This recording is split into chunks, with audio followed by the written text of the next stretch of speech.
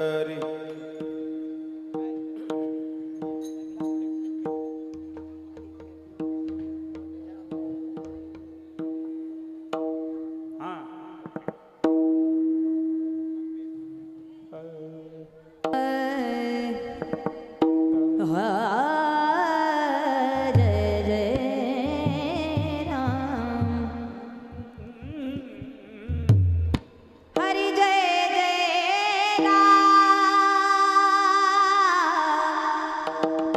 कृष्णा हरी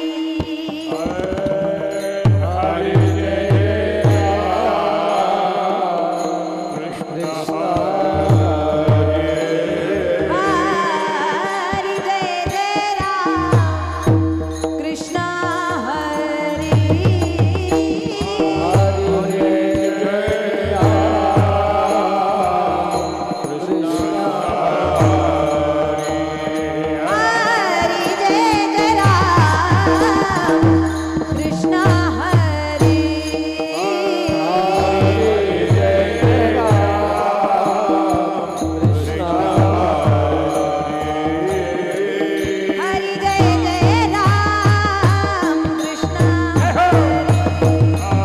हरि जय जय Ram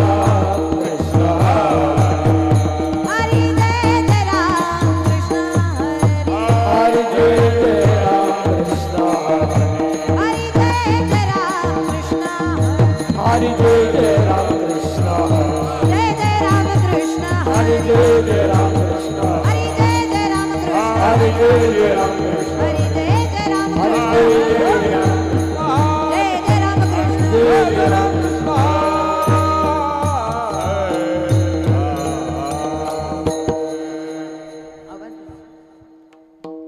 hello hello आवाज द्यायचा बीज थोडा कमी करा जरा जास्त आहे हॅलो आवाज द्या रूप पाहता लोचनी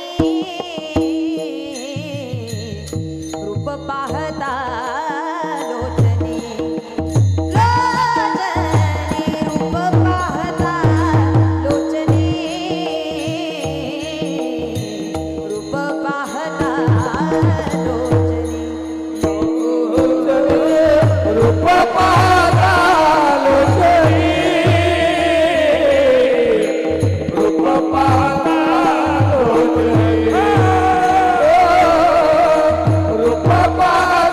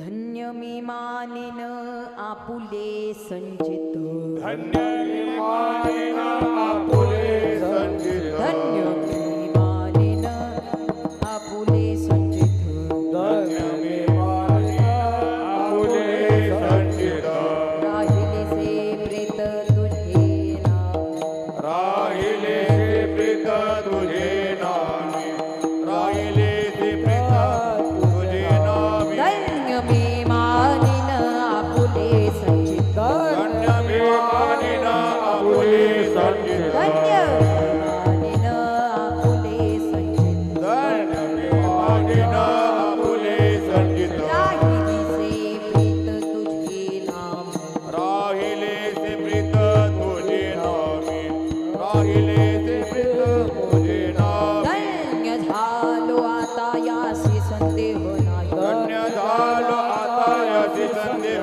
नाही धन्य झालो आता यासी संदेह धन्य नाही झालो आता याची संदेह नाही न पडे या पाही काळ हात न पडे आबाई काळ हाती न पडे आबाई काळ हाती ब्रह्मरस करू भोजन पंगती ब्रह्मरस करू भोजन पंगती ब्रह्मरस करू भोजन पंगती ब्रह्मरस करू भोजन पंगती संतांची संगती सर्व काळ संतांची संगती सर्व काळ संतांची संगती सर्व काळ धन्य झालो आता यासी संदेह धन्य झालो आता याची संदेह नाही धन्य झालो आता यासी संदेह धन्य झालो आता याची संदेह नाही न पडे या पाही काळ हात न पडे आबाई काळ हाती न पडे आबाई काळ हाती तुका म्हणे पोट झाले चिन्ह कामने दोष झाले न झाले म्हणे पोट झाले चिन्ह कामने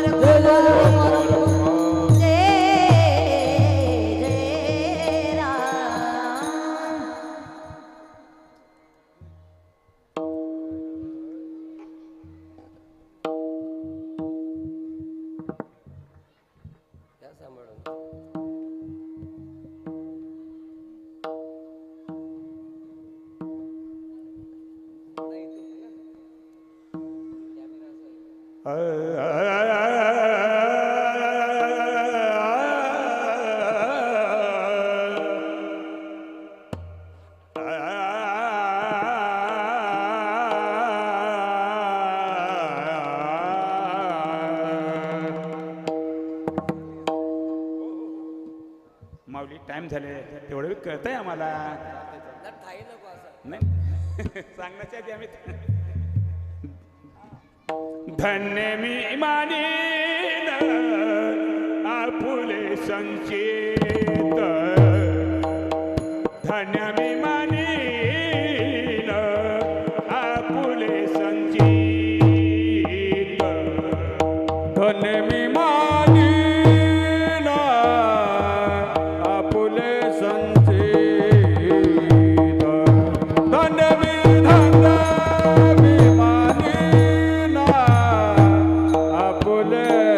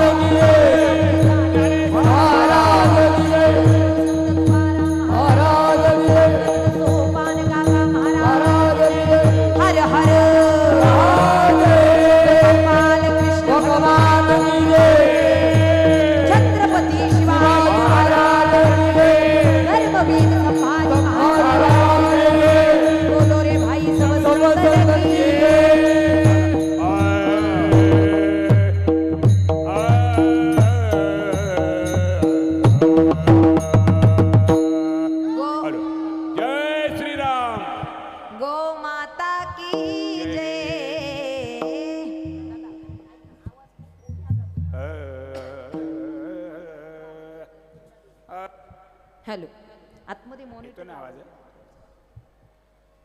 हॅलो हॅलो हॅलो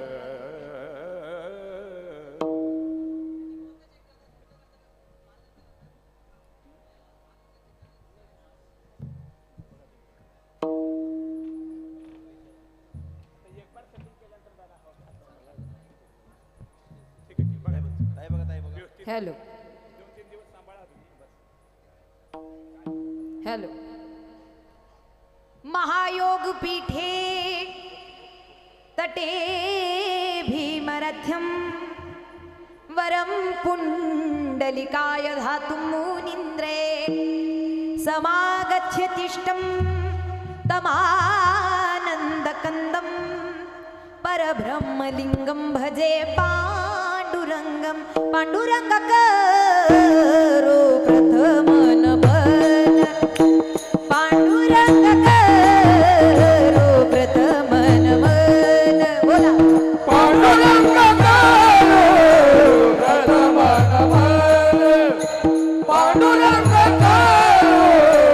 प्रथमनमन पांडुरंगकरो प्रथमनमन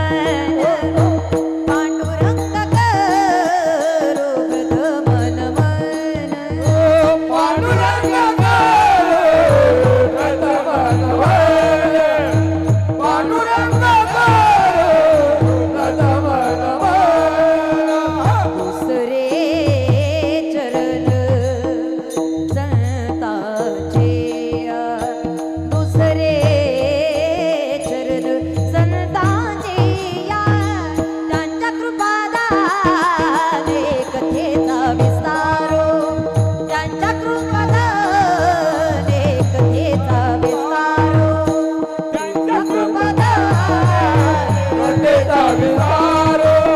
त्यांच्या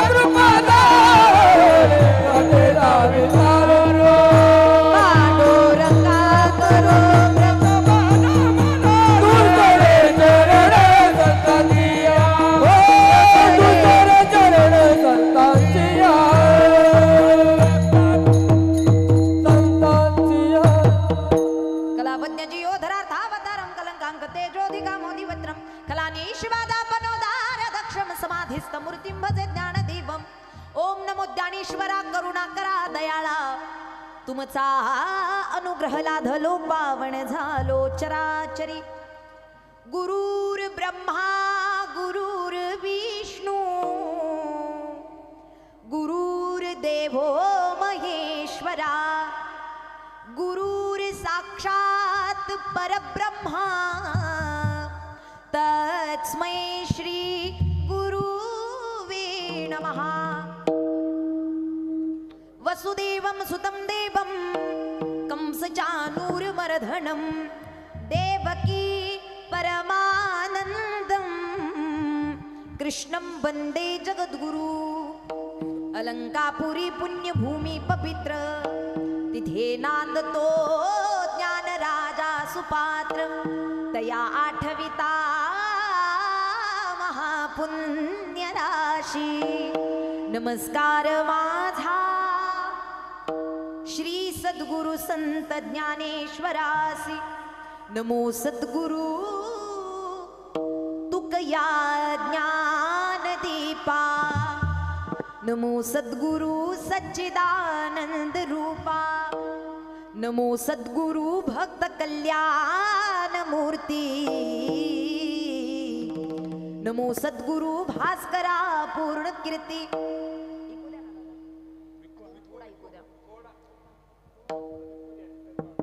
सर्व मंगल मांगल्ये शिवे सर्वार्थ साधिके शरण्या त्र्यंबके गौरी नारायणे नमोस्तुते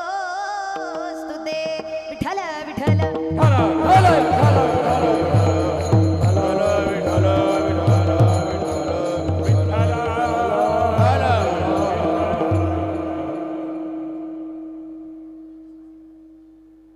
धन्य मी मानीन आपुले संचित राहिली से प्रीत तुझे नामी धन्य झालो आता यासी संदेह नाही, न पडे या पाही काळ हाती, ब्रह्मरस करू भोजन पंगती, संतांचे संगती सर्व काळ, धन्य झालो आता यासी संदेह नाही, न पडे या पाही काळ हाती, तुका म्हणे पोट झाले चिन्हाय,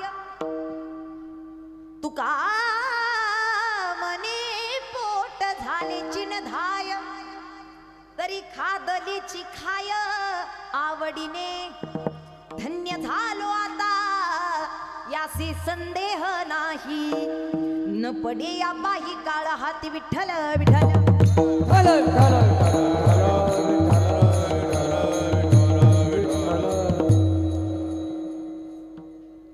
आपली बसण्याची व्यवस्था सुंदर आहे, पण माझी प्रामाणिकपणे अशी विनंती असते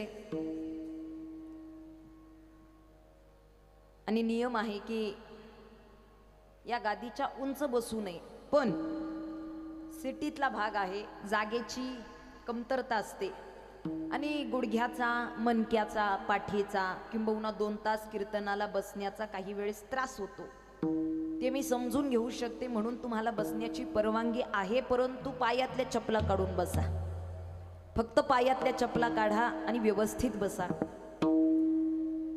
खरी अर्थानं तुम्ही सगळ्यांनी माता भगिनींसाठी इथपर्यंत हा सभा मंडप मोकळा ठेवलात, एकदा मनापासून तुम्हा सर्व पुरुष वर्गाचं धन्यवाद. खरी अर्थानं ही जागा भरणार आहे बरं का, अजून हळूहळू हळू 7ची 7:30ची मालिका संपली की ते 8 पर्यंत 8:30 पर्यंत. चला, रामकृष्ण हरी. अहो रामकृष्ण हरी. रुसल्या का काय बाकीच्या? नाही ना? अहो मी वेळेत उपस्थित आहे. उज्ज्वला ताई आम्ही वेळेच्या आधी उपस्थित आहे. खरी अर्थानं अत्यंत सुंदर अशा वातावरणामध्ये आपण सर्वजण उपस्थित आहोत आणि प्रस्तुत प्राप्त प्रसंगी प्राप्त स्थळी श्री कीर्तन रूपी सेवेकरिता निवडलेला घेतलेला अभंग तुम्हा आम्हा सर्व साधकांचे मायबाप आणि आपल्याला या भवसिंधू सागरातून उद्धारण्याचा सरळ साधा सोपा मार्ग सांगणारे श्रीमंत श्री जगद्वंदनीय जगद्गुरु श्री संत श्रेष्ठ तुकोबराय जगद्गुरु तुकाराम महाराज यांचा 4 चरणांचा अभंग प्रस्तुत कीर्तन रूपी सेवेकरिता निवडलेला आहे. विठ्ठल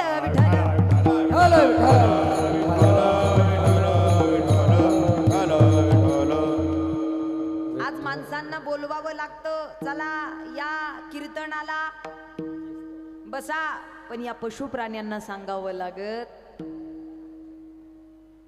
अहो भगवंताचं चिंतन करण्याची आवड त्यांनाही आहे, वाचा नाही म्हणून काय झालं, मुखानं विठ्ठल विठ्ठल म्हणता येत नाही, पण खरी अर्थानं श्रवंत करता येऊ शकतं ना हो. आणि श्रवण भक्ती ही नवविधा भक्ती मधली प्रथम क्रमांकाची भक्ती आहे, लक्षात ठेवा.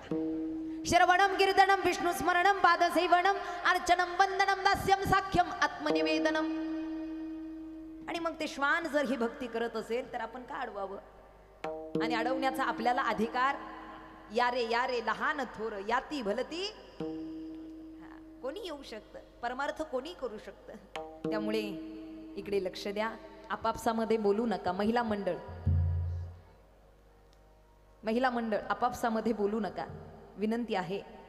जेवढे तुम्ही डिस्टर्ब व्हाल तेवढी मी डिस्टर्ब होईल, जेवढे तुम्ही शांत असाल तेवढी मी शांततेनं बोलू शकेल. फार सुंदर अशा नियोजनामध्ये सुरू असलेला आपल्या पवित्र पुण्य अशा ओवळी गावचा अखंड हरिनाम सप्ताह, श्री भगवान श्रीकृष्ण जन्माष्टमी निमित्त सुरू असलेला आपला हा सप्ताह सुंदर भव्य दिव्य अशा स्वरूपामध्ये सुरू आहे. आणि आपल्या सप्ताहामध्ये गेल्या 5 ते 6 वर्षांपूर्वी माझी कीर्तनरूपी सेवा झाली. तुला म्हटलं होतं ना मी, झाली होती ताईंची सेवा. आता लक्षात आलं, आता कन्फर्म झालं. आले होते मी.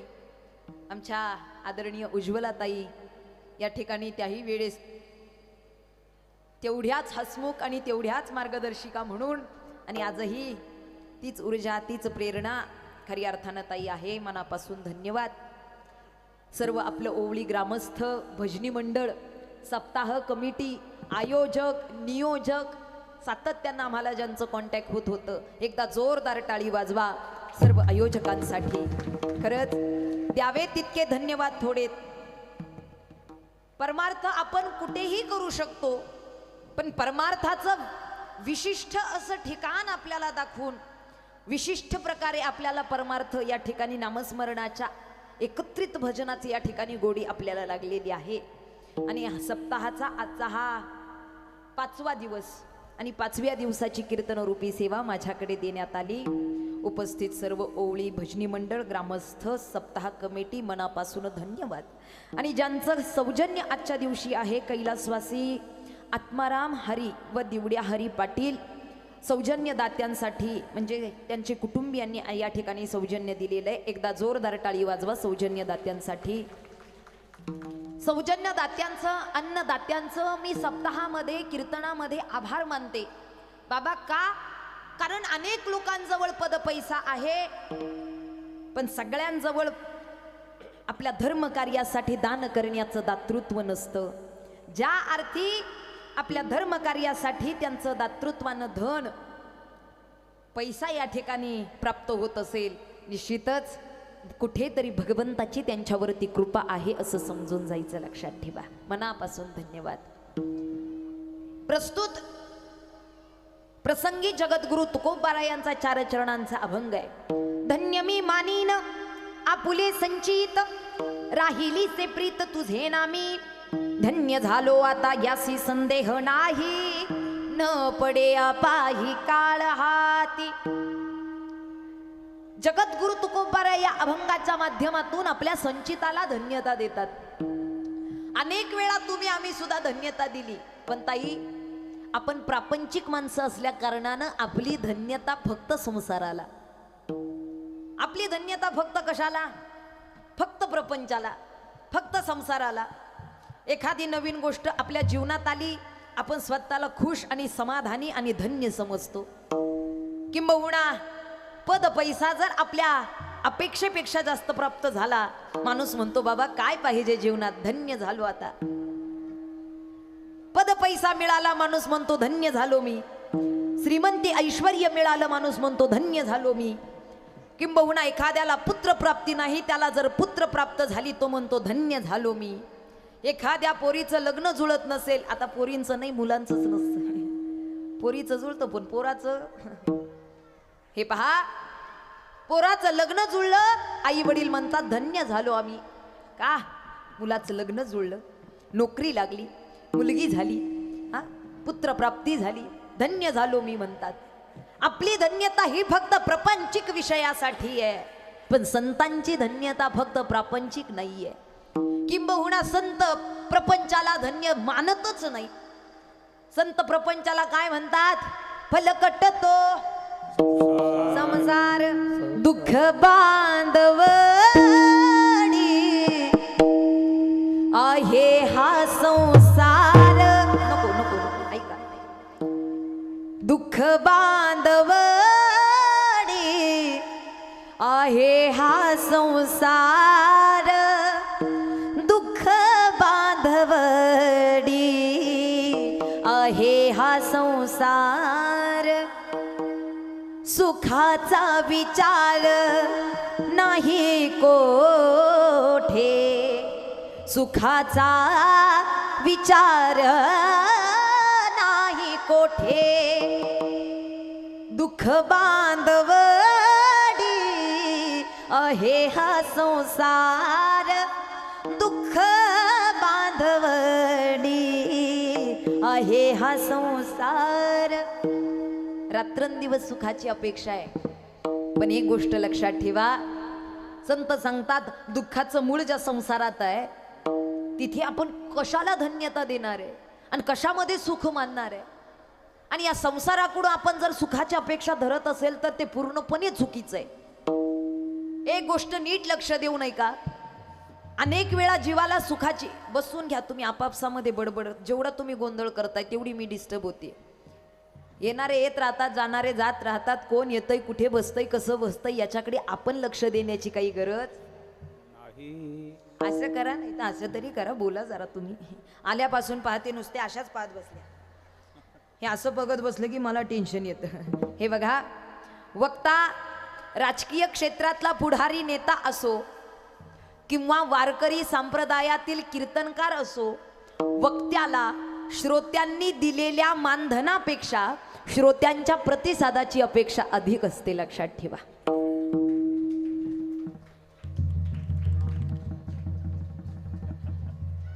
इकडे रुसल्या का काय? नियमाचं पालन माणसाला करता आलं पाहिजे. टाळी वाजवावी, गुढी उभारावी, वाटही चालावी पंढरीची. हे पहा, सप्ताह संपल्यानंतर परत भजन होईल का?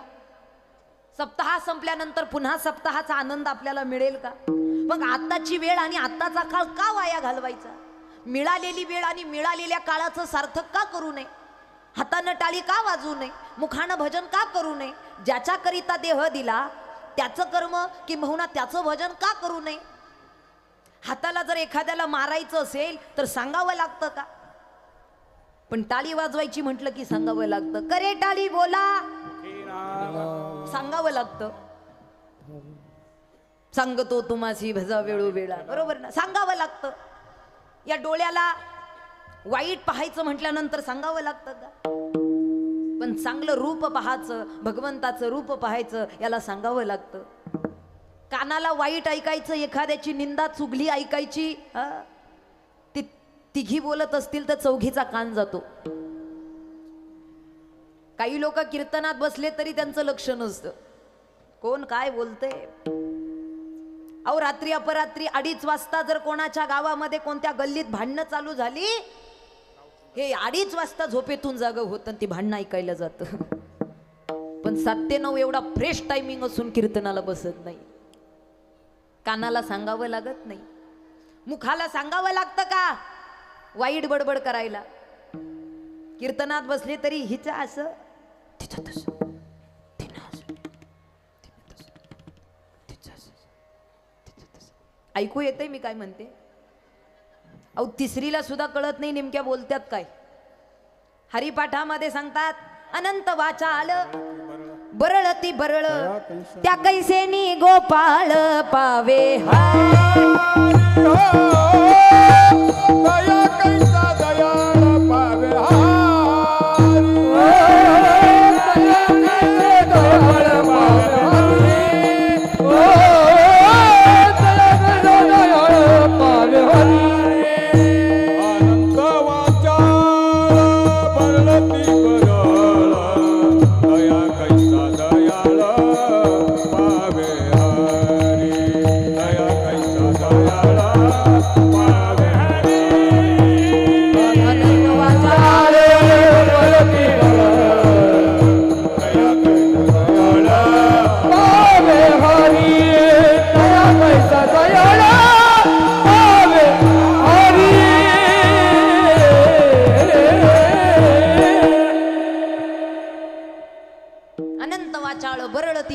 कैसेनी गोपाळ पावे हरी. असा नाही देव प्राप्त होत. ज्या करिता आपल्याला हा देह प्राप्त झालेला आहे त्या करिता याचा उपयोग आणि याचा वापर आपल्याला करता आला पाहिजे. म्हणून कीर्तनात टाळी चुकवू नका, कारण इथे जर टाळीची टाळाटाळ झाली तर तिथे आपली टाळाटाळ झाल्याशिवाय राहणार. तिथली टाळाटाळ जर चुकवायची असेल तर इथे टाळीची टाळाटाळ करू नका. विठ्ठल विठ्ठल झालं, वाजू वाटली टाळी, वाजवत चला. आणि टाळी जर उद्धारासाठी वाजवायची नसेल तर आरोग्यासाठी वाजवा. सगळ्यात सोपा व्यायाम म्हटलं तरी टाळी आहे.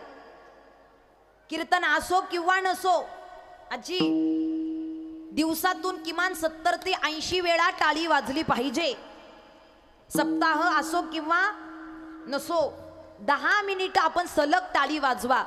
आणि ज्यावेळी 10 मिनिटं सलग टाळी वाजवतो आपल्या हाताला मुंग्या येतात. काय होतं? ब्लड सर्क्युलेशन चांगलं होतं, रक्ताभिसरण क्रिया शरीरात चांगली होते. आणि जेव्हा रक्ताभिसरण क्रिया चांगली होते तेव्हा शरीरातले असंख्य रोग नष्ट करण्याची ताकद टाळीमध्ये राहते. म्हणून टाळी वाजवा.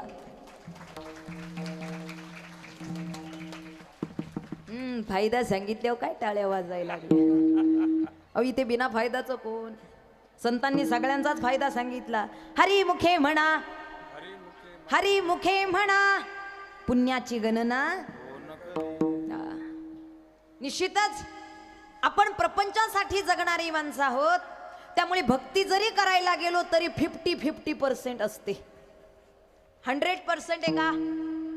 संतांचा परमार्थ पाहिला तर संत सांगतात, बाबांनो प्रपंच आणि परमार्थाची सांगड कशी घाला. संसारी असावे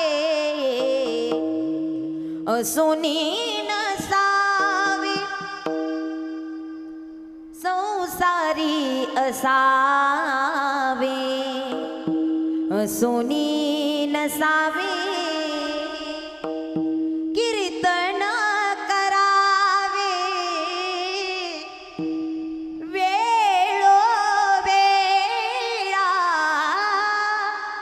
कीर्तन करावे वेळोवेळा, संसारी असावे असुनी नसावे, संसारी असावे असुनी नसावे, संसारी असावे असोनी नसावे, संसारी असावे असोनी नसावे,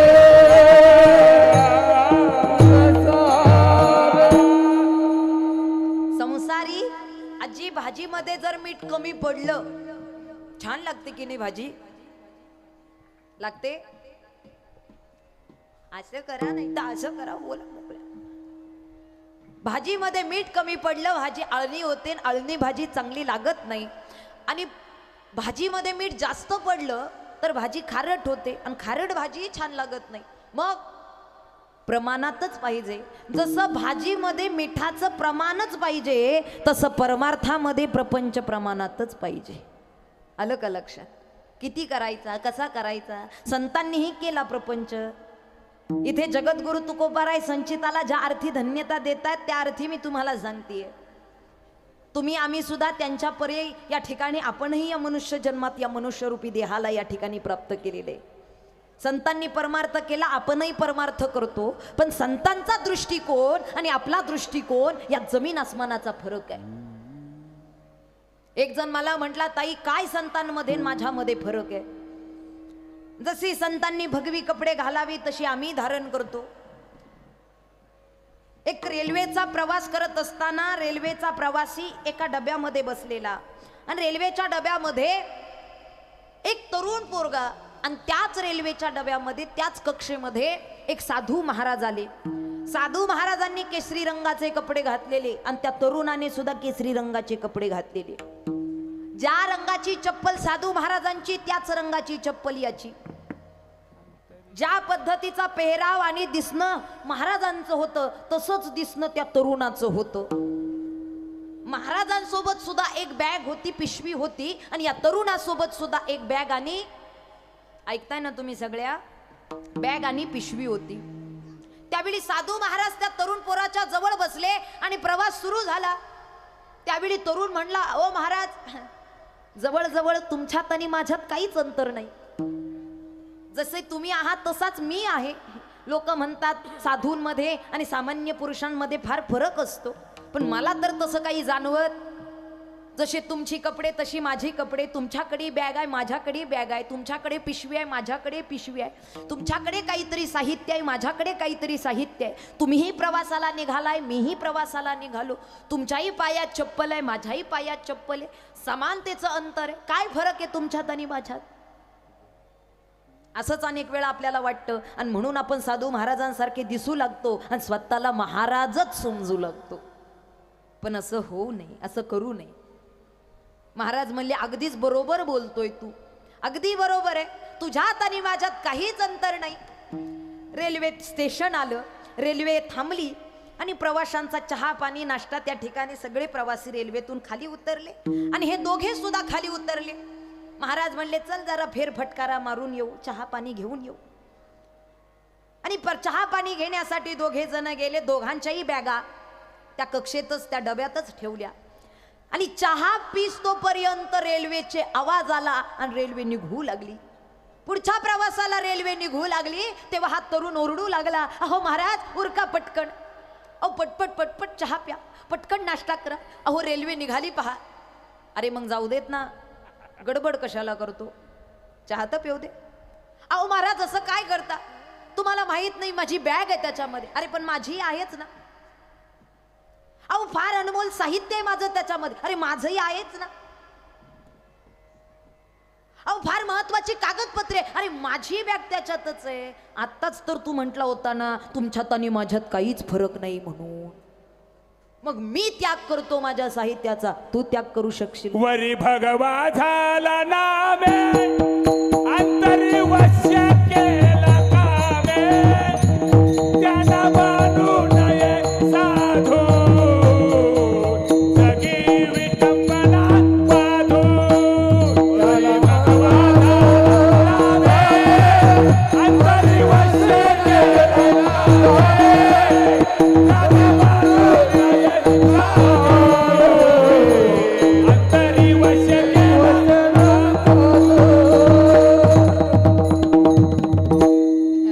खऱ्या अर्थाने साधू संत महात्मे प्रपंचाचा विषयांचा त्याग करू शकतात. त्यांच्यात वैराग्य आहे.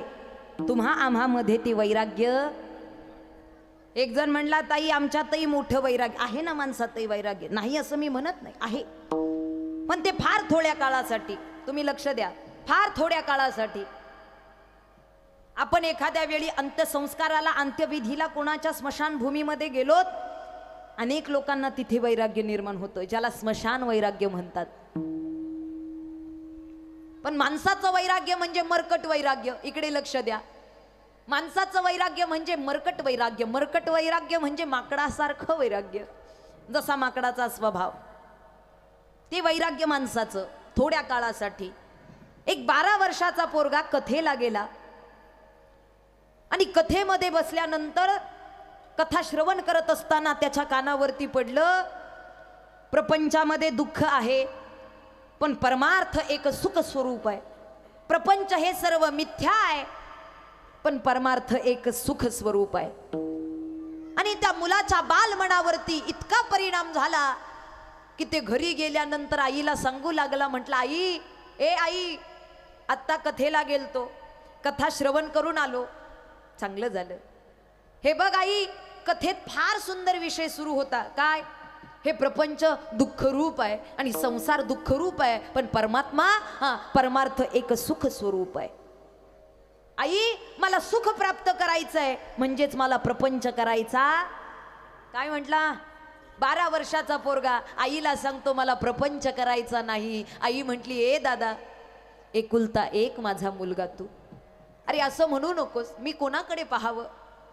हे बघ आई, मी तुला आधीच सांगतो, आग्रह करू नकोस. आणि जर तू मला लग्नासाठी प्रपंच करण्यासाठी आग्रह धरला तर मी घर सोडून पळून जाईल. 12चा 13 वर्षाचा, 13चा 15 वर्षाचा, 15चा 20 वर्षाचा, 20चा 22 वर्षाचा झाला आणि आईनं लग्नाचा हट्ट केला. ए दादा, लग्न कधी करणार? ए दादा, लग्न कधी करणार? ए दादा, लग्न कधी करणार? पोरानं सांगितलं, हे बघ आई, मी तुला आधीच बजावलं होतं, मला प्रपंच करायचा नाही, मला परमार्थ करायचा आहे. मला प्रपंच करायचा नाही, मला लग्न करायचं नाही. आणि मी म्हटलं होतं तुला, जर तू मला आग्रह करशील तर मी घर सोडून. आणि न घडावं तेच घडलं. आईनं आग्रह केला आणि पोरगा घर सोडून पळून गेला, पण शेजारच्या पोरीला घेऊन गेला.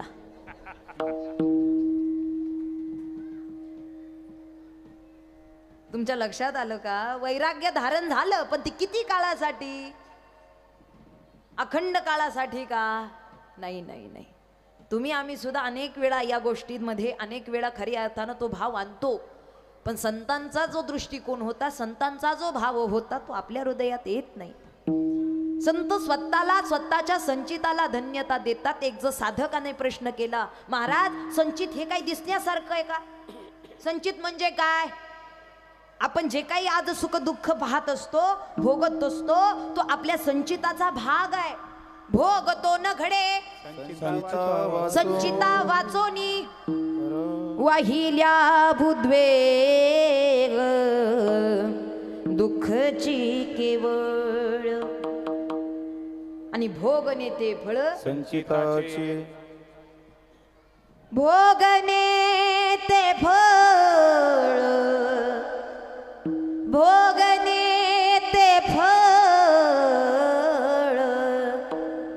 संचिताचे.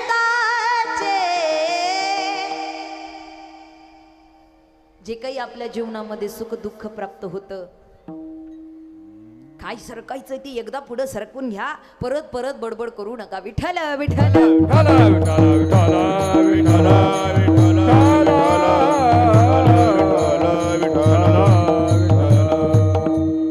आता यांची चूक काय? तुम्ही उशिरा आला, मग पहिल्या नंबरचं तिकीट कसं मिळेल तुम्हाला? आता जिथं जागा मिळाली तिथं समाधान मानून घेतलं पाहिजे. हे मागून येते तर पहिलं तिकीट मिळावं याचा आग्रह करते, असं होणार नाही. त्यामुळे आहात तिथे व्यवस्थित बसा, आता बडबड करू नका. आपल्याकडे फार कमी वेळ आहे. कीर्तनाचा नाही, क्षणभंगूर नाही बरबसा, फारे सावध तोडा माया आशा, काही न कळे मग गळा पडेल फासा, पुढे हुशार थोर आये ओळसा, राम नाम स्मरा, राम नाम स्मरा दे, राम नाम स्मरा दे, राम नाम स्मरा दे.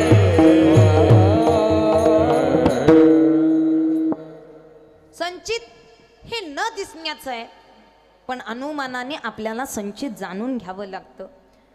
हवा दिसत नाही म्हणून ती नाही असं मान्य करून चालेल का? नाही. काही गोष्टी डोळ्यांना दिसत नाही, पण त्या अनुमानाने आपल्याला मान्य कराव्या लागतात. तसं संचित हे दिसत नाही, पण संत सांगतात आम्ही अनुमान लावलं. कशाचं अनुमान? ज्या अर्थी आमचं भगवंताच्या नावावरती प्रेम राहिलं, त्या अर्थी आमचं संचित धन्य. अभंगाच्या प्रथम चरणात धन्य मी मानीन आपुले संचित, धन्य मी मानीन आपुले संचित, धन्य मी मानीन आपुले धन्य मी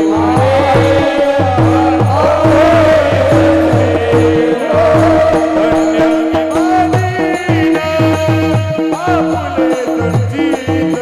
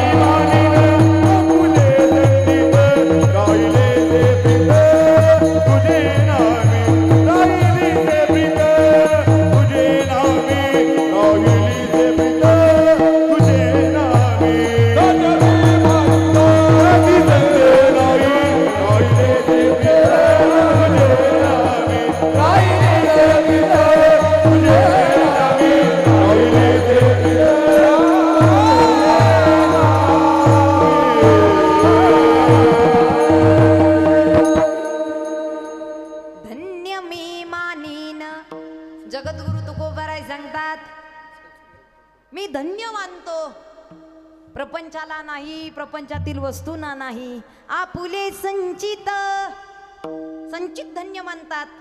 कोणतं अनुमान? राहिलीसे प्रीत तुझे नामे, तुझ्या नावावरती प्रेम राहिलं. तुझ्या म्हणजे कोणाच्या? असं ऐर गैर कोणाच्याही नाही. जो विश्वाला तारणारा, जो धर्म रक्षा करणारा आणि जो तुम्हा आम्हाला उद्धारणारा त्या पांडुरंग परमात्म्यावर. जगावरती प्रेम कोणीही करतं, पण मला सांगा, जगाचं प्रेम आपल्याला उद्धारेल का? जगाचं प्रेम हे शाश्वत आहे का? जग अनेक प्रसंगी आपल्यावरती प्रेम करतं, अनेक प्रसंगी. पण खरं सांगू, या जगानं किती जरी प्रेम केलं तरी जगाच्या प्रेमामध्ये स्वार्थच पाहायला मिळतो. पण जेव्हा भगवान परमात्म्यावरती प्रेम जडतं, ते प्रेम, ती प्रीत मात्र निस्वार्थ असते. त्यामध्ये कसलाही स्वार्थ नाही. त्यात फक्त आणि फक्त भगवान परमात्म्याला प्राप्त करण्याचा भाव असतो. संत मीराबाई कृष्ण दिवाणी होत्या. कृष्ण दिवाणी मीरा प्रेम दिवानी, एक राधा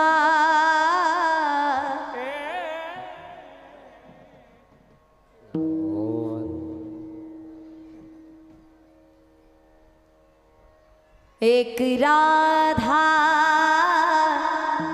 एक मीरा, दोनों ने शाम को चाहा, अंतर क्या दोनों की चाह में बोलो, अंतर क्या दोनों की चाह में बोलो. एक प्रेम दीवानी, एक दर्श दीवानी, एक प्रेम दीवानी, एक दर्श दीवानी. राधा ने मधुबन में ढूंढा, मीरा ने मन में पाया. हे पहा, तुम्ही कोणत्याही देवाला भजा, इकडे लक्ष द्या. तुम्ही कोणत्याही देवाचं स्मरण करा. तुम्ही भगवान गोपाल, भगवान श्रीकृष्णाला भजा, प्रभू श्रीरामांना भजा, किंबहुना सावळे रूपडे चोरटे चित्ता, सावळे रूपडे चोरटे चित्ता,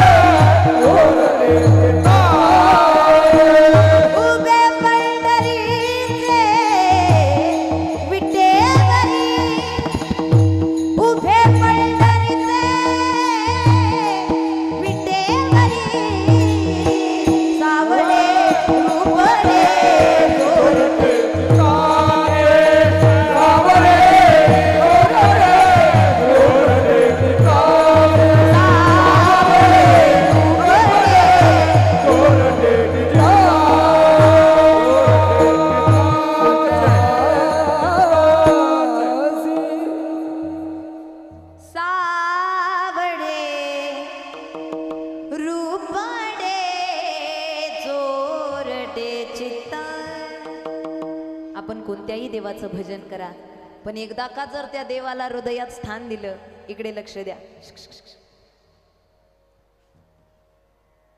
घ्या कोणीतरी बाजूला घ्या त्यांना, नाही एकदा का जर त्या भगवंताला हृदयात स्थान दिलं आणि एकदा का जर त्याला त्या ठिकाणी आपण श्रद्धेनं पूजलं, तर निश्चितच इकडे लक्ष द्या, मग बाकी जगाकडे हात पसरण्याची गरज पडली नाही पाहिजे. काय होतं माणसाचं, थोडे दिवस आपण एखाद्या विशिष्ट देवाची पूजा करतो, आणि मग काही प्रसंग आला, दुःख आलं, संकट आली, आपण त्या देवाला विसरतो आणि परत दुसऱ्या देवाची प्रार्थना. संत सांगतात बाबांनो तुम्ही कोणत्याही देवाला भजा, आपुला तो एक. इथे तुम्हाला चॉईस आहे, जसं साड्यांची चॉईस राहते आज इथेही चॉईस आहे, सगळ्या गोष्टींमध्ये चॉईस आहे. फक्त जर त्या देवाला तुम्ही उपासना केली, त्या देवाची आराधना केली, मग बाकी कोण्या जगाकडे तुम्हाला हात पसरावे लागले नाही पाहिजे. आज तो देव आम्हाला त्या ठिकाणी किती अडचणी येऊ द्या, किती संकट येऊ द्या, त्या संकटाला सांगा घाबरत नाही मी तुला, तुझ्याही पेक्षा माझा देव फार मोठा आहे. बळिया माझा पंढरीराव तो या देवाचाही देवा, तो या देवाचाही देवा, तो या देवाचाही देव. बळिया माझा पंढरीराव तो या देवाचाही देव, तो या देवाचाही देव, तो या देवाचाही देव. खरी अर्थाने एक जण मला म्हटला ताई आता भरपूर दिवस झाले आम्ही भगवान श्रीकृष्णांची भक्ती करतोय, आता एकदा जन्माष्टमी झाली की गणपती बाप्पाची सेवा करायला. तुम्ही अहो देवाच्या रूपात भिन्नता आहे म्हणून अस्तित्व वेगळं होतं का? कृष्णमूर्ती होय गे, होय गे, कृष्णमूर्ती होय गे, कडो आली सोय गे, प्राणाचाही प्राण माझा, सुख सांगू काय गे, कृष्णमूर्ती होय गे. त्याच्याशिवाय आपला उद्धार कोणी करू शकत नाही. जगाकडे या उद्धाराच्या अपेक्षा देऊच नका, जगाकडे सुखाची अपेक्षा देऊच नका, कारण जग आधीच गुंतलेलं आहे, जग आधीच या भवरोगात अडकलेले. जे अडकलेले ते आपल्याला काय सोडवतील? जे आधीच दुःखात आहेत ते आपलं दुःख निवृत्त कसं करतील? जे आधीच सर्वांना भवसिंधू सागरानं घेरलेलं आहे ते आपल्याला या सागरातून काय पार करतील? करू शकतील का?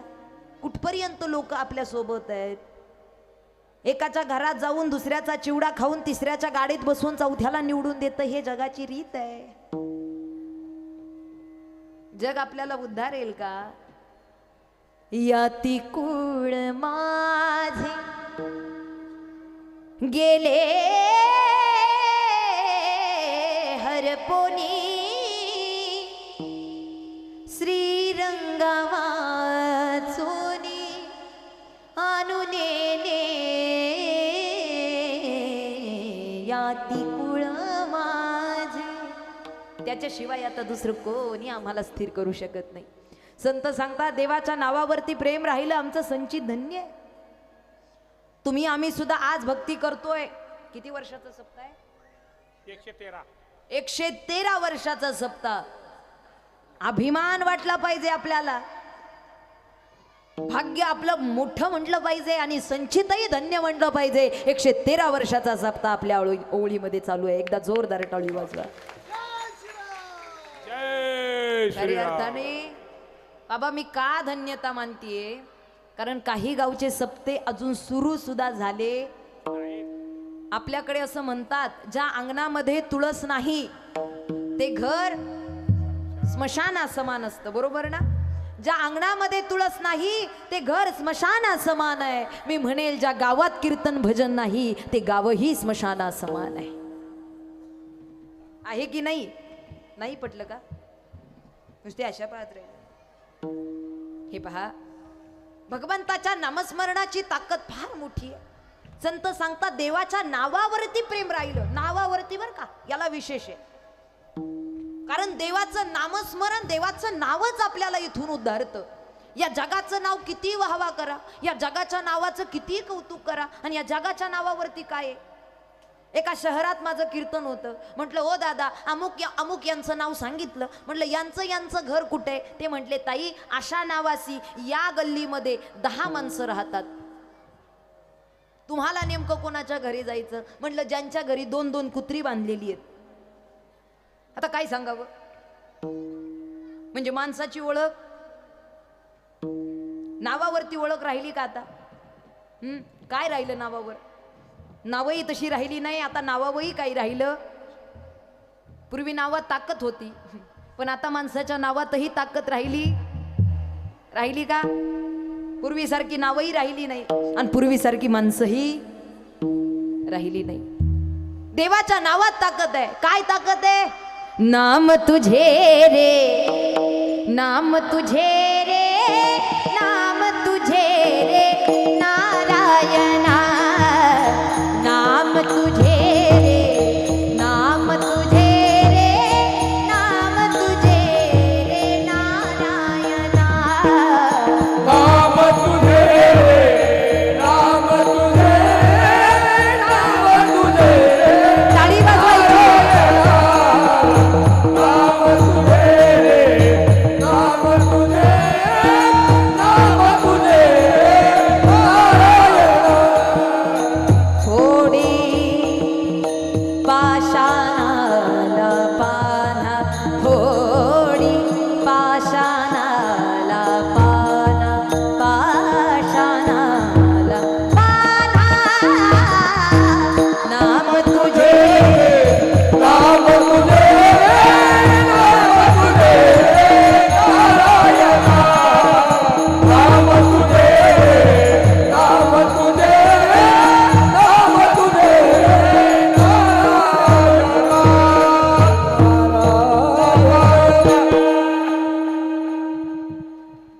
नाम जपले वाल्मिकाने, फुटले टोन प्याला पाणी, टोन प्याला पाणी.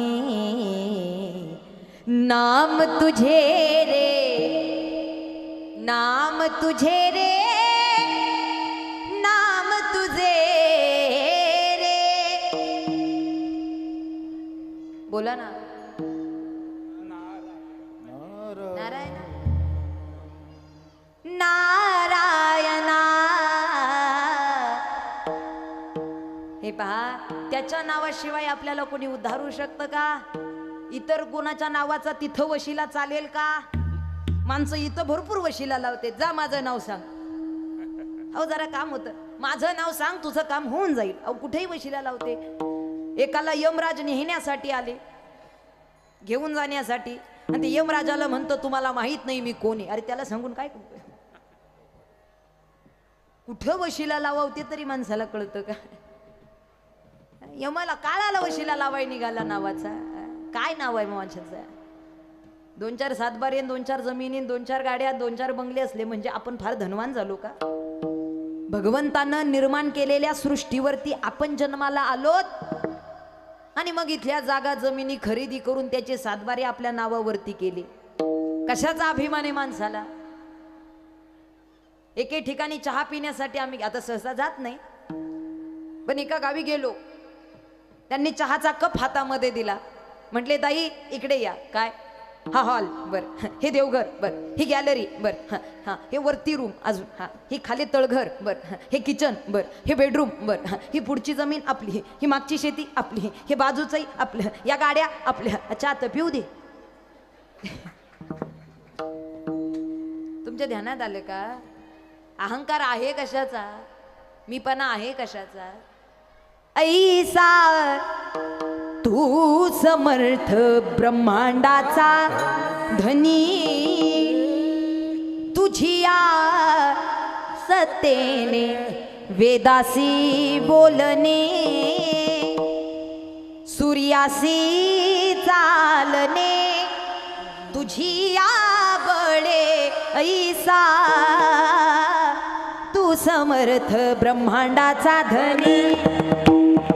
ऐसा तू समर्थ ब्रह्मांडाचा धनी. ऐसा तू समर्थ ब्रह्मांडाचा धनी. ऐसा तू समर्थ ब्रह्मांडाचा धनी. खऱ्या अर्थानं अनेक वेळा लोक म्हणतात हे आम्ही केलं, हे आमच्यामुळे चांगलं झालं, हे आम्ही असं करतो म्हणून हे सगळं. आपण फक्त करताना दिसतो, बाकी करविता देता देवविता, नेता नेवविता. माणसाला कळालं पाहिजे कोणाची शक्ती आहे. असा मीपणा आणि अहंकार धरून चालत नाही. हे पहा, लोखंडाला दुसरं कोणीच संपवत नाही. लोखंडाला संपवतो तो त्याचा गंज आहे. माणसाला दुसरं कोणीच मारत नाही. माणसाला मारतो तो त्याचा अहंकार आहे. अहंकारानं माणूस संपतो. त्यामुळे मीपणा अहंकार सोडून माणसानं परमार्थ. संत सांगतात देवाच्या नावावरती प्रेम राहिलं. नामस्मरण नाव फार मोठं आहे.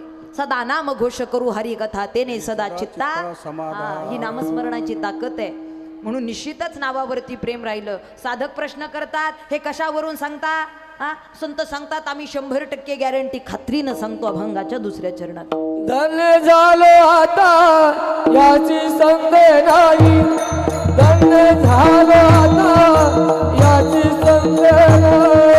धन्य झालो आता याची संदेह नाही. धन्य झालो आता याची संदेह नाही. धन्य झालो आता याची संदेह नाही. धन्य झालो आता याची संदेह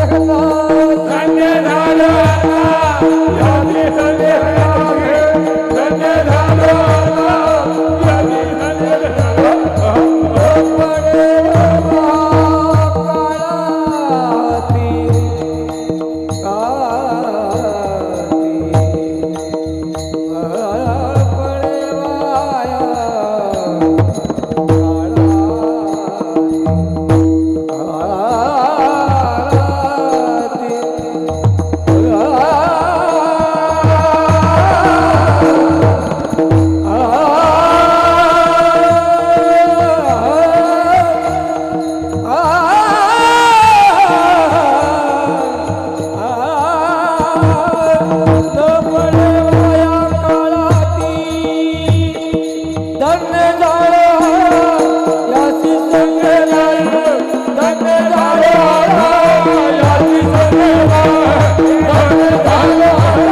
संदेह नाही.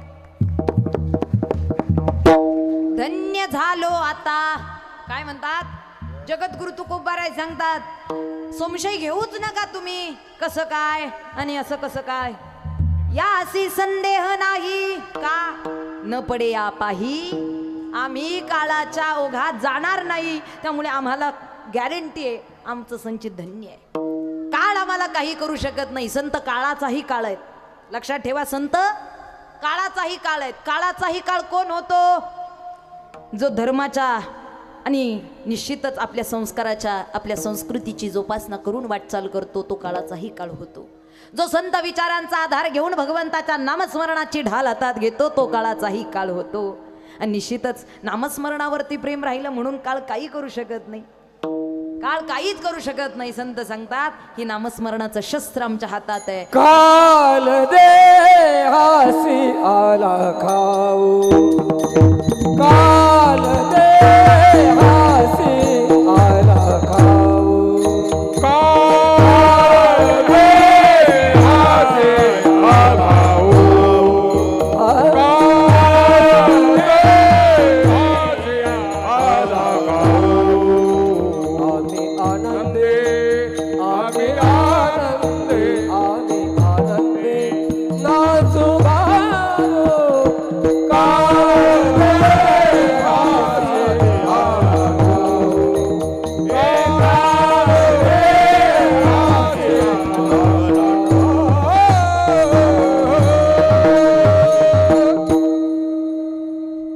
अनेक वेळा काळाला कोणी थांबवू शकत नाही. काळाची एवढी पडेल बा जेव्हा सोडविना तेव्हा माय बाप. पण काळाला किंबहुना काळ कोणाला घाबरतो तर भगवंताच्या नामस्मरणाला घाबरतो. संत सांगतात आम्हाला काळ काही करू शकत नाही. हे पहा, आपल्यालाही देवाचं नामस्मरण करायचंय. सध्याच्या काळामध्ये सगळ्यात महत्वाचं म्हणजे देवाचं अस्तित्व माणसाला कळालं पाहिजे. आज खरंच आपण भगवंताचे दास होणं फार लांबची गोष्ट. किमान आपण माणूस म्हणून मनुष्यासारखं तरी जीवन जगतोय का याचा विचार प्रत्येकानं केला पाहिजे. देव होणं फार लांबची गोष्ट नाही. देव होता आलं तरी चालेल, नाही संत होता आलं तरी चालेल, नाही भक्त होता आलं तरी चालेल, पण किमान मनुष्याच्या योनीमध्ये येऊन माणसाची वागणूक जरी माणसाला करता आली तरी सुद्धा फार मोठा परमार्थ आहे. आज माणसांमध्ये राक्षस प्रवृत्त झालेला आहे. माणूस कमी आणि राक्षसी वृत्तीचा माणूस जास्त जन्माला आलेला आहे. आणि खरी अर्थानं ही राक्षसी वृत्ती समाजाला इतकी घातक ठरतीये. आपण अनेक वेळा विचार करतो, सध्याच्या काळात देवाचं अस्तित्व माणसाला कळालं नाही कळालं देवाचं अस्तित्व म्हणून समाजामध्ये स्त्री भ्रूण हत्येसारखं पाप आहे. नाही कळालं देवाचं अस्तित्व म्हणून समाजामध्ये स्त्री बलात्कारासारखं पाप आहे.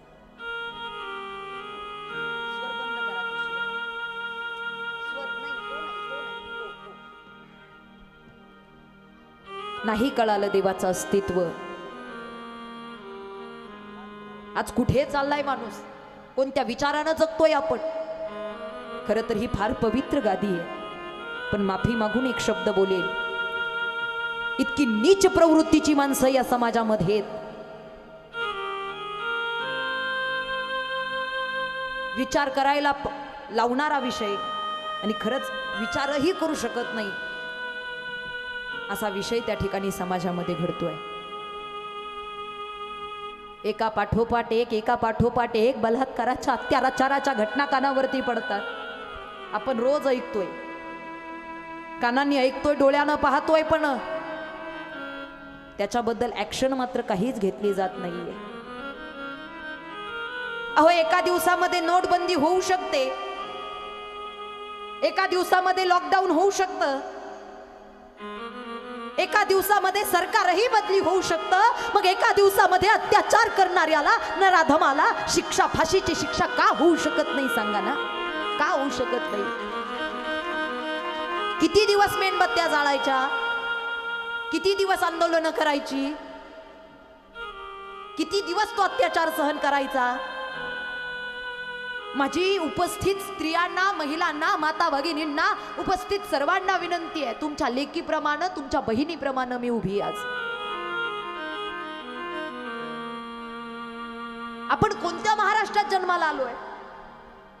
आपण कोणत्या भूमीत जन्माला आलोय? आपण कोणत्या देशात जन्माला आलोय? ज्या देशाला आई म्हटलं जातं, हे या देशाचं नाव आहे, भारत माता. पण आज त्या स्त्रीवरतीच फार मोठा प्रश्न निर्माण झालेला आहे. 4-5 वर्षाच्या लहान लेकींवरती अत्याचार होतो. 4-5 वर्षांच्या लहान लेकींवरती अत्याचार व्हावा, यासारखी वाईट घटना, यासारखी क्रूर घटना दुसरी कोणती नाही. माझी सरकारला विनंती आहे, प्रत्येकानं प्रत्येकाच्या पातळीवरती या घटनेबद्दल त्या ठिकाणी निश्चितच मत व्यक्त करणं आणि परिवर्तन करणं फार गरजेचं आहे, बोलणं फार गरजेचं आहे. मी सरकारला विनंती करेन, अशा घटना करणाऱ्या, अशा अत्याचार करणाऱ्या नराधमांना जागच्या जागी त्या ठिकाणी फाशीची शिक्षा सुनावली गेली पाहिजे. त्यासाठी वेळ काळ नाही पाहिजे, तर कुठेतरी या गोष्टीला आळा बसेल. महाराष्ट्राच्या मातीत रोवलेली पहार काढून नराधमांच्या गुलामगिरीच्या छाताडावरती प्रहार करणाऱ्या मासाहेब जिजाऊंची ही भूमी आहे आणि त्यांच्या आपण लेकी आहोत. एका हातामध्ये शिवपिंड घेऊन, आपल्या संस्काराची जाणीव ठेवून, आपल्या धर्मकार्यासाठी लढणाऱ्या पुण्यश्लोक अहिल्यादेवी होळकरांची, त्या मातेची पवित्र पावन भूमी, त्यांच्या आपण लेकी आहोत. शिक्षण ही परिवर्तनाची सगळ्यात प्रभावी अशी त्या ठिकाणी ढाल आहे. त्यामुळे स्त्री शिक्षणासाठी लढणाऱ्या सावित्रीबाई फुलेंच्या आपण लेकी आहोत. पोटचं लेकरू पाठीशी बांधून, हातामध्ये तलवार घेऊन मर्दानी वृत्तीनं रणांगणामध्ये लढणाऱ्या झाशीच्या राणी लक्ष्मीबाईंच्या आपण लेकी आहोत. माझी पालकांना विनंती आहे, आता पोरींना पप्पाची परी म्हणून जगवू नका. आता पप्पाची परी म्हणून न जगवता छत्रपती शिवरायांची शिवकन्या, तिला स्वतःच्या संरक्षणाचे धडे देऊन, कोणत्याही आडमार्गाला ती असो, कुठल्याही रस्त्यानं ती प्रवास करत असो, तिला भीती नाही वाटली पाहिजे. तिचं स्वतःचं आत्मरक्षण करण्याचे धडे तिला द्या. प्रत्येक लेकीनं आज सक्षम होणं गरजेचं आहे. आपण आपल्या मुलींसाठी चांगलं कॉलेज शोधतो, चांगली शिक्षण शोधतो, लग्न करायचं चांगलं स्थळ शोधतो. ह्या सगळ्या गोष्टी आपण पारखून घेतो. पण मी म्हणेन आज निश्चितच तिला सक्षम बनवण्यासाठी आज कुठे ना कुठेतरी आज आपण पालकांनी फार मोठा निर्णय घेऊन निश्चितच कराटे, बॉक्सिंग असे विविध क्लासेस असतात जे स्वतःच्या रक्षणाचे धडे आपल्याला शिकवतात आणि ते आपल्या पोरींपर्यंत पोहोचवणं फार काळाची गरज आहे. इथून पुढच्या काळात तरी माझी पोरींना विनंती आहे आणि माता भगिनींना विनंती आहे, आपणही आपल्या लेकींना समजावणं आणि खरी अर्थानं असे चांगले धडे देणं ही काळाची गरज आहे. काय झालं हो सध्या, आई वडिलांना वेळ नाही मुलांकडे लक्ष द्यायला. वडील कामात व्यस्त असतात, आई स्वतःच्या कामांमध्ये व्यस्त असते, घर कामांमध्ये व्यस्त असते. मग आपली मुलगी कॉलेजला जाते, शाळेला जाते, मुलगा कॉलेजला जातो, शाळेला जातो. खरी अर्थानं ते किती शिकतात, कसे शिकतात, कोणत्या प्रकारचं ज्ञान घेतात. आजही जुनी जाणती माणसं बसलेली आहेत. बाबा, काही प्रसंगी आई वडील पूर्ण शिकलेले नव्हते, पण मुलं शाळेत जातात की नाही जात याची चौकशी मात्र ते नक्की करायची. आणि जर शाळेत गेला नाही हे कळालं तर आईनं काठी घेऊन मागे पळावं. शाळेत गेला नाही हे कळावं तर शिक्षकांनी छडी मारावी. आज खरं तर शिक्षकच अत्याचारी झाला तर समाज कोणाकडे पाहणार. त्यामुळे विनंती आहे माझी, मी म्हणत नाही प्रत्येक जण मनुष्य तसा आहे, पण काही प्रसंगी ती तशा प्रवृत्तीची माणसं आहेत, ती घाण मात्र आपल्याला काढायची. जसा घरातला कचरा काढतो, गावातला कचरा काढतो, मंदिराची साफसफाई करतो, तसं माणसांना या समाजाची सुद्धा आता साफसफाई करणं गरजेचं आहे. कारण असेच जर वाईट विचार वाढत चालले ना तर निश्चितच कुठेतरी आपल्या मुलींना पूर्वीसारखं चूल आणि मूल म्हणून घरात ठेवावं लागेल. आई वडिलांना भीती वाटते हो आज लेकीला घराबाहेर पाठवण्याची, पण निश्चितच आपण जिजाऊंच्या लेकी आहोत, आपण सावित्रीच्या लेकी आहोत, आपण पुण्यश्लोक अहिल्याच्या लेकी आहोत हे विसरून चालणार नाही. त्यामुळे आपण निश्चितच त्यांच्या पराक्रमाचे धडे वाचले पाहिजेत आणि तो पराक्रम आपल्या हृदयात ठेवून. तरुणांना सुद्धा माझी विनंती आहे, आपली फार मोठी जबाबदारी आहे. एखादी स्त्री, आपली बहीण, आपली मुलगी रस्त्यानं चालली आहे, त्याला सुरक्षितपणे तिच्या घरापर्यंत पोहोचवणं ही तरुणांची सुद्धा जबाबदारी आहे. फक्त गोष्टी पाहून पुढे नाही शेअर करायच्या, त्याचा विचार करा. तर देवाचं अस्तित्व कळून तर देवाची भक्ती करता येईल. नाही कळालं देवाचं अस्तित्व म्हणून समाजामध्ये गोमातेची हत्या घडतीये. खरंच माणसानं माणसासारखं वागून समाजामध्ये माणुसकी जपली पाहिजे. ठीक आहे.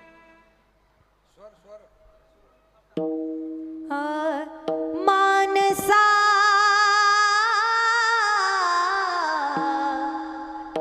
आता तरी मानसात ये, मानसा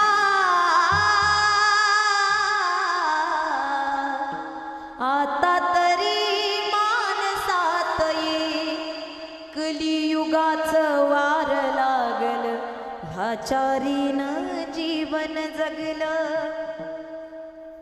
आता तरी तू सावध हो रे. माणसाला सावध होण्याची गरज आहे. मानसा आता तरी माणसात ये. खरी अर्थानं माणसानं माणसासोबत माणसासारखं वागणं हा आपला खरा धर्म आहे आणि माणसानं आपल्या धर्माला टिकवलं पाहिजे. आज धर्मासाठी जगा, आज आपल्या संस्कृतीसाठी जगा. परप्रांतीय लोक, परदेशी लोक आपल्या संस्कृतीचं, आपल्या धर्माचं आचरण अभिमानाने करतात. काही प्रसंगी आपलीच माणसं आपल्या धर्माला आणि संस्कृतीला नावं ठेवताना दिसतात. ही सगळ्यात मोठी खंताची बाब आहे. हे पहा, आपले जुन्या जाणत्या माणसांचे विचार आपण जोपासले पाहिजेत. आजकाल टेक्नॉलॉजी इतकी वाढलेली आहे, आधुनिकता इतकी वाढलेली आहे की धोतर नेसणारा बाप आणि लुगडं नेसणारी आई सुद्धा गावंढळ वाटू लागलेली आहे. आवडतं का आजच्या पोरापोरींना? काय नेसलंय ग ते धोतर, काय नेसलंय ते लुगडं, ए आई कशी दिसतेस ग तू. फॅशन म्हणून वेगळा भाग, पण जेव्हा खरंच ही धोतर आणि लुगडं नेसणारी माणसं, साधी भोळी माणसं जोपर्यंत आपल्यामध्ये तोपर्यंत समाजात एक फार समाधान टिकून आहे. ज्या दिवशी आता ही धोतर नेसणारी लुगडं नेसणारी दिसते ती शेवटचीच पिढी आहे बरं का. सांगा ना, परत धोतर नेसणारी लुगडं नेसणारी ही साधी भोळी माणसं आपल्याला परत मिळतील का? आज पैसा कमवता येतोय, धन कमवता येतं, गाडी बंगला मोठा करता येतो. मी म्हणेन ज्या घरामध्ये धोतर नेसणारा बाप आणि लुगडं नेसणारी आई जिवंती आहे ते घर श्रीमंताचं एवढं समजून जा. घरात आई आणि बापाची सेवा ज्या घरामध्ये घडली आहे निश्चित ते घर श्रीमंताचं समजून जा. एक जण मला म्हणला, ताई कीर्तनात आई वडिलांचं महत्व सांगत जाऊ नका. म्हटलं मग कुठे सांगावं, कुठे ऐकून घेईल माणूस. नाही नाही म्हणला, काय उपयोग आहे त्यांची सेवा करून. अरे अहो म्हणला, म्हातारे झाले ताई बाप, इथले इथं त्यांना चालता येत नाही, जागचं हलता येत नाही, बोलता येत नाही, खाता सुद्धा येत नाही. नीट किती सेवा करणार आम्ही त्यांची. वैताग आला. कुणाचा? आई वडिलाचा, आई बापाचा. म्हटलं ए दादा, आज आईला स्वतःच्या हातानं खाता येत नाही म्हणून तुला वैताग येतो, पण विचार कर ज्यावेळी तुला तुझ्या हातानं खाता येत नव्हतं कोणी भरवला रे घासमुखामध्ये तुझ्या? जगाने. कोणी भरलं पोट आपलं? जगाने. त्या आईनं चिवचा काऊचा माऊचा म्हणून घास तुझ्या मुखात भरवला. मग आज जर तिला तिच्या हातानं खाता येत नाही तर तू तुझ्या हाताने तिला भरवणं हे कर्तव्य आहे तुझं. आज वडिलांना स्वतःच्या पायानं चालता येत नाही, पण ज्या वयात तुला तुझ्या पायानं चालता येत नव्हतं त्या वडिलांनी खांद्यावरती बसवून जग फिरवलं ना रे. मग आज जर त्यांना त्यांच्या पायाने चालता येत नाही, तू त्यांच्या आधाराची काठी होणं हे कर्तव्य तुझं. त्यात वैताग कसला? खरं सांगू, आई वडील गेल्यानंतर मुलं मुली रडतात. जेव्हा आम्ही वर्ष श्राद्धाला जातो म्हणतात, ताई ओ ताई सांगा ना देवाला माझ्या आईला परत पाठवायला, सांगा ना देवाला माझ्या वडिलांना परत पाठवायला. होते तोपर्यंत नाही त्यांच्याशी बोलता आलं, होते तोपर्यंत नाही त्यांना वेळ देता आला, पण आज ते दिसत नाहीत. ताई फार दुःख होतं. ममतेची मूर्ती होती माझी आई, ममतेची मूर्ती होती माझी आई. कसं पांग फेडू तिचं हो तराई, ममतेची मूर्ती होती माझी आई, ममतेची मूर्ती होती माझी आई. गेल्यानंतर जाणीव होते, पण आहे तोपर्यंत त्यांना जाणून सेवा करा. निश्चितच आपल्या जीवनामध्ये हे घडत असेल तर आपलंही संचित धन्य समजून जा. जगद्गुरु तुकोबराय सांगतात, ज्या अर्थी भगवंताच्या नावावरती प्रेम राहिलं धन्य झालो आता याचे संदेह नाही. न पडे आपाही काळ हाती. आम्हाला काळाची भीती राहिली नाही, आम्हाला प्रपंच व्यवहार ज्ञान इतर गोष्टींमध्ये रस नाही. निश्चित आम्हाला त्याला प्राप्त करायचं. त्याचं नामस्मरण म्हणजे ब्रह्मरस. आणि खऱ्या अर्थानं संत सांगतात, आता हाच ब्रह्मरस. भोजन पंगती संताचे संगती सर्व काळ, सर्वांच्या संगतीमध्ये संतांच्या विचारांच्या संगतीमध्ये हा ब्रह्मरस आम्ही सेवन करू. निश्चितच आपल्या सर्वांनाच तो ब्रह्मरस सेवन करायचा आहे. आणि तिसऱ्या चरणाचं वर्णन करून आपल्याला विठोबाचं भजन दोन्ही हातानं टाळी आणि मुखानं भगवंताचं चिंतन करायचंय. विठोबा रखुमाई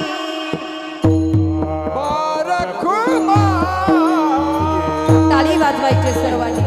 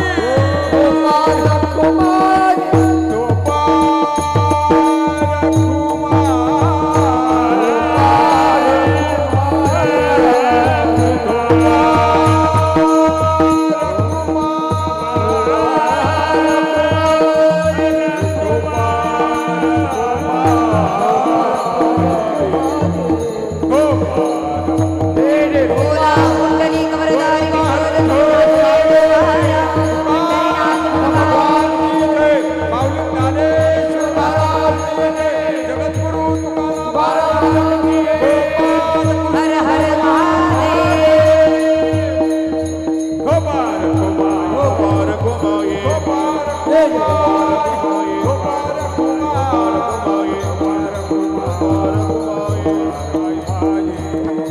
गोपाल कृष्ण भगवान की छत्रपती शिवाजी महाराज धर्मवीर संभाजी महाराज गोपाल कुमाई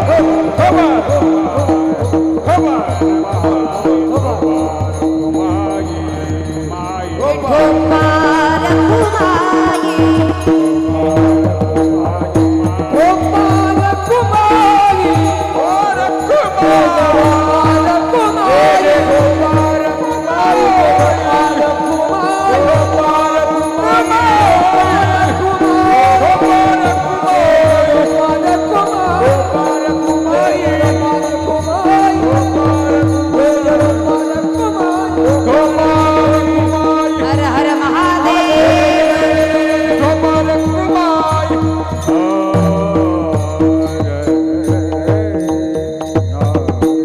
गौ माता की जय बरं झालं ना भजन अहो भजन बरं झालं ना पोटासाठी गरजेचं असतं भोजन आणि मनासाठी गरजेचं असतं भजन भोजन आणि भजन माणसाला चांगलं करता आलं पाहिजे फार मनापासून धन्यवाद सर्व ओवळी आपलं ग्रामस्थ भजनी मंडळ सप्ताह कमिटी मनापासून या ठिकाणी धन्यवाद निश्चित जगद्गुरु तुकोबारायांचे विचार आपण ऐकतोय संतांचे विचार आपण ऐकतोय आणि संतांचे विचार फक्त न ऐकता त्याच्या विचारांचं अनुकरण करणं आणि त्याचं आचरण करणं फार गरजेचं आहे या ठिकाणी वा माईक वरती लोड यायला नको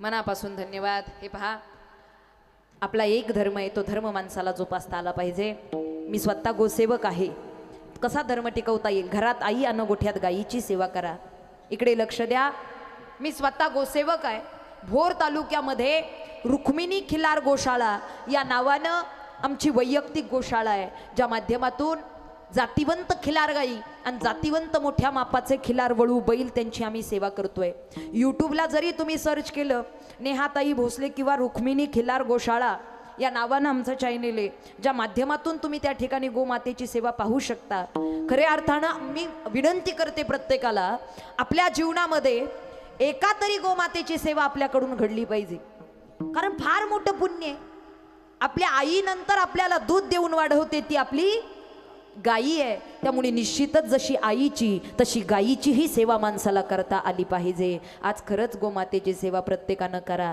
दातृत्वानं आपल्या धर्मकार्यासाठी माणसानं इथपर्यंत निश्चितच जागं राहिलं पाहिजे त्यामुळे मी मनापासून या ठिकाणी विनंती करेन प्रत्येकानं गोमातेची सेवा करा आज कीर्तनरूपी सेवेकरिता गोड अशी गायनाचे साथ आपल्या आमच्या हरिभक्तीपरायण आदरणीय सुनील महाराज मनापासून धन्यवाद महाराज त्याचबरोबर हरिभक्तीपरायण आदरणीय गणेश महाराज असतील महाराज मनापासून धन्यवाद तसेच हरिभक्तीपरायण विठ्ठल महाराज असतील मनापासून धन्यवाद तसेच हरिभक्तीपरायण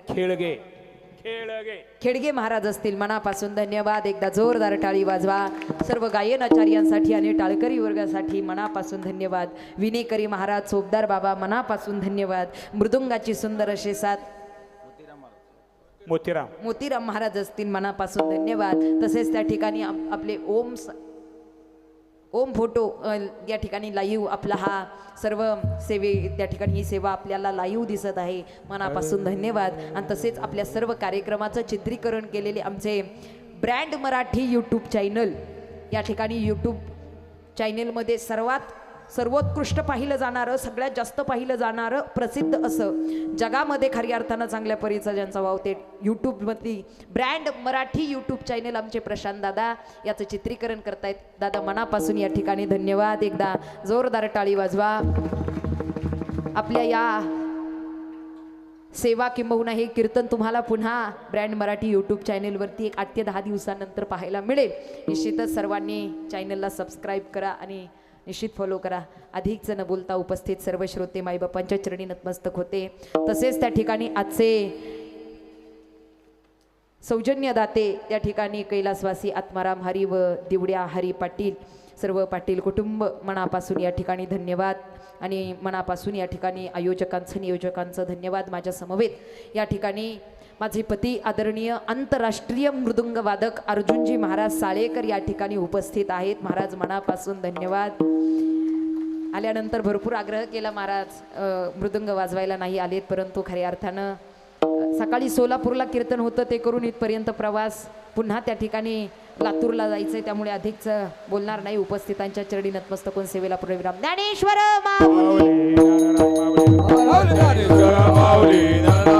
महाराज ज्ञानेश्वर ज्ञानेश्वर ज्ञानेश्वर माऊली महाराज ज्ञानेश्वर ज्ञानेश्वर ज्ञानेश्वर माऊली या ठिकाणी आता पाऊस आलेला आहे. अधिक जण बोलता जगद्गुरु तुकोबाराय निश्चितच वर्णन करतात. हा ब्रह्मरस किती खाल्ला तरी खावासा वाटतो. तुका म्हणे पोट झालेची न धाय तरी खादलेची खाय आवडीने.